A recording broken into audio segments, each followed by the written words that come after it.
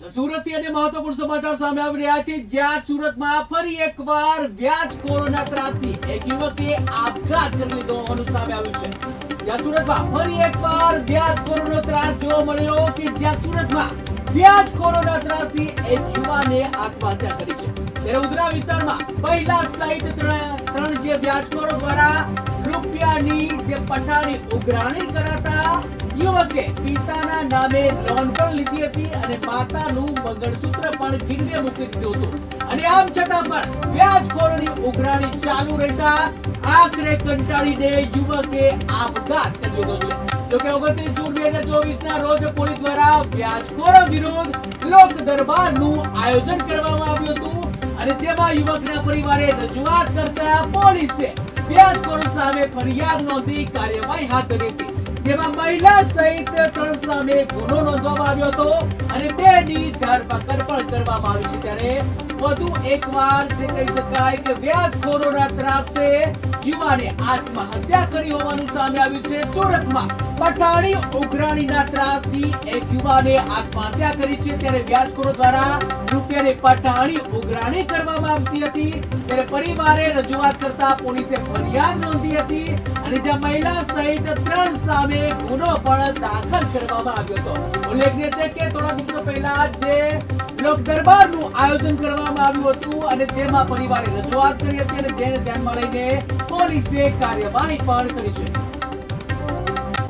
સુરત શહેરના ઝોન 2 વિસ્તારમાં વ્યાજખોરો વિરુદ્ધ એક લોક દરબાર રાખવામાં આવ્યો હતો।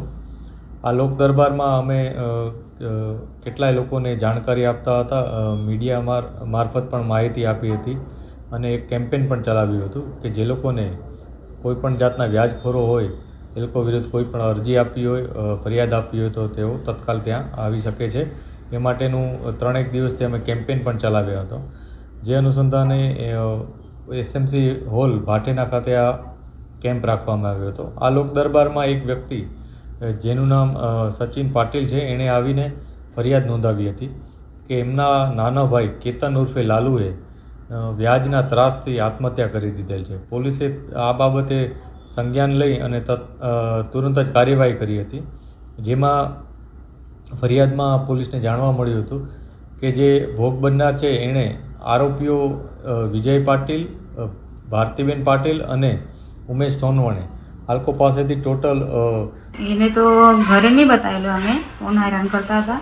પછી એના મોબાઈલમાં મેસેજ મળેલો, અમે લોકો તો ગામ ગયેલા 16 તારીખના એપ્રિલમાં, પછી અમે 23 તારીખના આવી ગયા, 24 તારીખને તો એને પૂછતા આવ્યો હતા અમે લોકો, પણ એને કંઈ ખબર જ નહીં। 1-2 વાર તો ફોન આવેલો એ પૈસા આપવાના પહેલે જાન્યુઆરીમાં, તો અમે વ્યાજ આપી દો પહેલે, પછી મુદ્દલ આપજો। પછી અમે ગામથી પૈસા બી માંગાયા 5 લાખ રૂપિયા, એને આપી બી દીધા, એને 2-3 જણના હતા આપી દીધા। પછી એને કહેલું કે એના પૈસા છે ના, એના વ્યાજ જ થોડુંક બાકી છે પૈસા।